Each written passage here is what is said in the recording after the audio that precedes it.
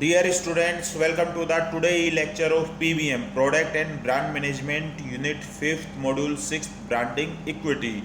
Today we will discuss lecture number 41. In lecture number 41 we will discuss one of the model of brand equity, brand asset valuator model, जिसको कि हम short में BAV model भी कहते हैं. There are number of brand equity models which we are discussing one by one. So in this lecture we will discuss BAV model of brand equity, brand asset valuator model. तो basically advertising agency Young and Rubicam, जिसको कि Y&R बोलते हैं, उन्होंने brand equity के लिए एक model develop किया जिसका उन्होंने क्या नाम दिया, ब्रांड एसेट वैल्यूएटर मॉडल नाम दिया. तो उसके लिए उन्होंने तकरीबन 2 लाख कंज्यूमर्स पर 40 कंट्रीज में रिसर्च किया था और उसके बाद उन्होंने इस मॉडल को डेवलप किया. और जो ये मॉडल है ये basically number of brands, 1000 of brands की इक्विटी को मेजर करने का तरीका बताता है अलग अलग डिफरेंट कैटेगरीज में. तो brand asset valuator model basically matrix है. मैट्रिक का मतलब रो और कॉलम के इंसर्टन से जो स्ट्रक्चर बनती है उसे मैट्रिक्स बोलते हैं. और उसके बेस पर ये ब्रांड वैल्यू है वो किसी भी ब्रांड को वो मेजर करता है. तो बेसिकली जो BAV मॉडल है उसमें ब्रांड को हम अंदर 2 ब्रॉड कैटेगरी डिवाइड कर सकते हैं. फर्स्ट है ब्रांड वाइटलिटी और सेकेंड है ब्रांड स्टेटर. ब्रांड वाइटलिटी का क्या मतलब होता है कि जो ब्रांड है उसकी करंट में क्या ग्रोथ है और फ्यूचर में उसकी क्या ग्रोथ का पोटेंशियल है. और ब्रांड स्ट्रेचर का क्या मतलब होता है कि ब्रांड की कितनी पार है.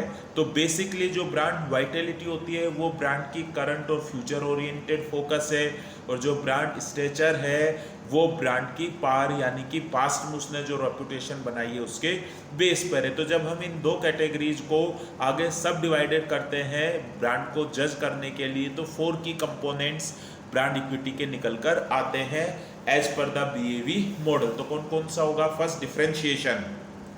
डिफरेंशिएशन का मतलब क्या है कि उस कैटेगरी में जो और दूसरे ब्रांड है उनसे आपका ब्रांड, आपकी कंपनी का ब्रांड है वो कितना डिफरेंट है, फीचर के बेस पर, डिजाइन के बेस पर, एट्रीब्यूट के बेस पर, लुकिंग के बेस पर. तो ये जितना ज़्यादा डिफरेंशिएट होगा इट मीन्स है आपके ब्रांड है उसकी वाइटलिटी उतनी ही ज़्यादा होगी. सेकेंड क्या है? रेलिवेंस, कि आपने अपने ब्रांड में जो फीचर दिए हुए हैं, एट्रीब्यूट्स दिए हुए हैं, लुकिंग दी हुई है, वो कस्टमर के लिए रेलिवेंट है या नहीं. आप ये ऑलरेडी ब्रांड पोजीशनिंग में पॉइंट्स ऑफ डिफरेंस में पढ़ चुके हो कि जो भी क्राइटेरिया होते हैं वो कस्टमर के लिए क्या होने चाहिए, रेलिवेंट होना चाहिए. तो जितने ज़्यादा रेलिवेंट होंगे ब्रांड की ब्रेथ उतनी ही ज़्यादा होगी, उसकी इक्विटी उतनी ही ज़्यादा होगी. नेक्स्ट क्या है? एस्टीम, कि उस ब्रांड को परचेज करने में कस्टमर की एस्टीम क्या है, कि उस ब्रांड की रेपुटेशन क्या है. कस्टमर अगर उस ब्रांड को परचेज करता है तो वो उस ब्रांड से लोगों की या सोसाइटी में रिस्पेक्टेड होता है या नहीं होता है, लोग उसे रिगार्ड करते हैं या नहीं करते हैं. तो जिस ब्रांड की एस्टीम जितनी ज़्यादा होगी उसकी इक्विटी उतनी ही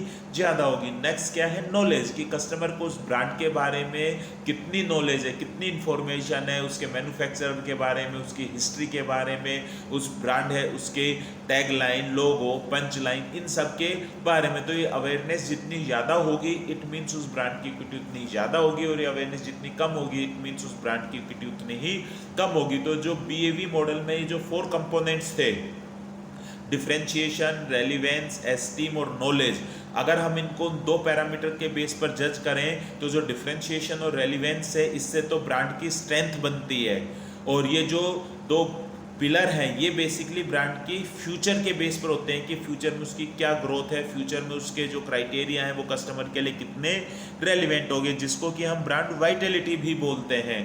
ब्रांड स्ट्रेंथ को हम ब्रांड वाइटलिटी भी बोलते हैं. और जो एस्टीम और जो नॉलेज वाला फंक्शन है वो बेसिकली ब्रांड स्टेचर, ब्रांड की कद बनाता है. कद का मतलब बोलते हैं ना कि इसका कद सोसाइटी में बहुत ऊंचा है, मतलब इसको सम्मान की नज़रों से देखा जाता है, इसके पास पार है. तो इसी तरह से कि ब्रांड स्टेचर का मतलब क्या होगा कि ब्रांड के पास कितनी पार है. तो ये बेसिकली एक तरीके से ब्रांड की रिपोर्ट कार्ड है उसकी पास्ट परफॉर्मेंस के बेस पर. तो ये अगर हम इन 2 डायमेंशंस को मेजर करते हैं तो आपको एक ब्रांड की हेल्थ का पता चल जाता है. तो जो यंग एंड रूबिकम है उन्होंने इन 4 क्राइटेरियाज के बेस पर इनको 2 एक्सिस में डिवाइड किया, ब्रांड वाइटलिटी और ब्रांड स्टेटस. ब्रांड स्टेटस और ब्रांड वाइटलिटी में क्या डिफरेंस होगा कि इसके बेस पर उन्होंने 4 क्वाड्रेंट्स बनाए। यंग एंड रूबिकम ने है, उन्होंने कहा कि जो रेलिवेंस और डिफरेंशिएशन के बेस पर स्कोर होगा तो वो तो ब्रांड की पोटेंशियल ग्रोथ होगा, और उन्होंने इसको ब्रांड वाइटलिटी बोला। और जो एस्टीम और फैमिलियरिटी के बेस पर होगा उनको उन्होंने ब्रांड स्टेचर या फिर क्या बोला, ब्रांड की स्ट्रेंथ बोला। तो ये जो मैट्रिक्स है उस मैट्रिक्स में इन्होंने 2x2 की मैट्रिक्स बनाई। एक एक्सिस पर तो ब्रांड स्टेटस रखा जिसे ब्रांड स्टेचर बोलते हैं, और दूसरे एक्सिस पे ब्रांड वाइटलिटी रखा। तो ब्रांड वाइटलिटी हाई हो सकती है, लो हो सकती है, ब्रांड स्टेटस हाई हो सकता है और लो हो सकता है। तो इसके बेस पर 4 क्वाड्रेंट्स बने, क्वाड्रेंट ए, क्वाड्रेंट बी, क्वाड्रेंट सी और क्वाड्रेंट डी। तो जो ए क्वाड्रेंट में ब्रांड होते हैं वो स्टेटस में भी लो होते हैं और ब्रांड वाइटलिटी में भी लो होते हैं। जो बी क्वाड्रेंट में ब्रांड, तो वो न्यू ब्रांड्स होते हैं। जो बी क्वाड्रेंट में ब्रांड्स होते हैं उनकी वाइटलिटी तो हाई होगी लेकिन उनका जो स्टेटस होगा वो लो होगा। तो मतलब इन्होंने करंट में और फ्यूचर में उनकी ग्रोथ की बहुत अपॉर्चुनिटी है, लेकिन उन्होंने अभी पास्ट में है कोई अपनी पावर जनरेट नहीं की है, सेल्फ एस्टीम या नॉलेज नहीं है, तो उनका जो अभी पोटेंशियल है वो पूरी तरीके से रियलाइज नहीं हुआ है।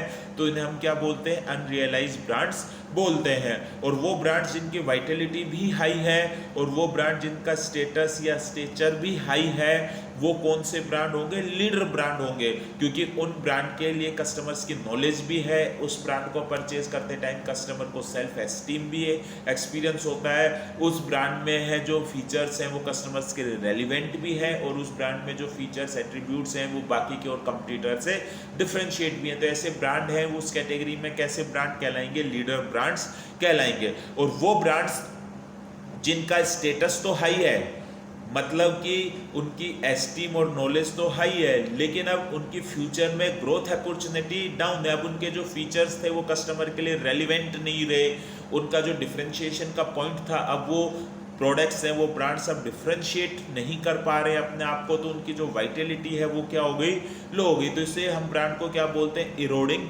पोटेंशियल्स। की टाइम के साथ साथ इनका ब्रांड का पोटेंशियल क्या होता जा रहा है, कम होता गया है। जैसे कि फॉर एग्जांपल आज की डेट में अगर नोकिया है, अगर आप नोकिया के ब्रांड का स्टेटस देखोगे तो पास्ट उसकी परफॉर्मेंस हाई थी, हर किसी को नोकिया के ब्रांड की नॉलेज भी थी कीपैड वाले फ़ोन की, और किसी टाइम पर वो रखना है अपने आप में एक स्टेटस सिंबल माना जाता था। लेकिन अब उन नोकिया के कीपैड वाले फ़ोन का फ्यूचर में कोई भी स्कोप नहीं है, तो उनकी जो फ्यूचर में है वाइटलिटी क्या है, लो है, और उनका अभी भी स्टेटस क्या था, पास्ट परफॉर्मेंस तो अच्छी थी, तो पास्ट में तो अच्छी परफॉर्मेंस दी, लेकिन अब उनका फ्यूचर के लिए पोटेंशियल नहीं है। तो इसे हम क्या बोलते हैं, इरोडिंग पोटेंशियल्स बोलते हैं। तो यही बेसिकली क्या है, 4 क्वाड्रेंट, क्वाड्रेंट 1, क्वाड्रेंट 2, क्वाड्रेंट 3 और क्वाड्रेंट 4। तो जो अगर आपका ब्रांड क्वाड्रेंट सी में आता है तो उसकी ब्रांड की हेल्थ सबसे अच्छी है, और अगर आपका ब्रांड है वो अनरियलाइज पोटेंशियल वाले क्वाड्रेंट में आता है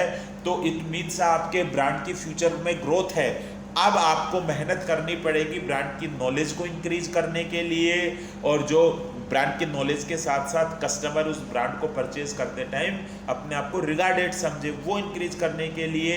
तो जैसे ही ब्रांड स्टेटस हाई हो जाएगा तो जो अनरियलाइज पोटेंशियल वाले ब्रांड हैं वो क्या बन सकते हैं, लीडर बन सकते हैं।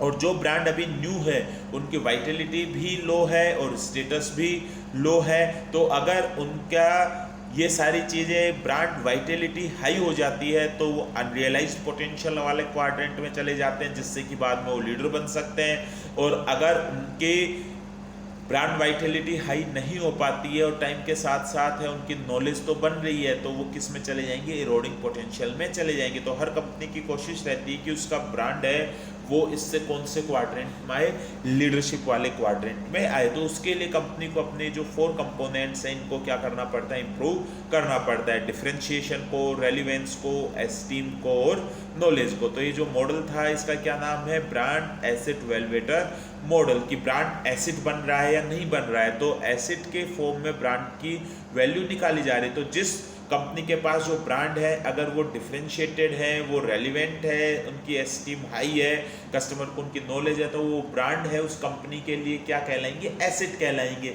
और उस ब्रांड की वैल्यू क्या होगी, हाई होगी। तो यही आपका ब्रांड एसेट वैल्यूएटर मॉडल था, जिसको हम शॉर्ट में क्या बोलते हैं, BAV मॉडल भी बोलते हैं। Thank you very much. इसी के साथ ही आपका ये टॉपिक कंप्लीट होता है।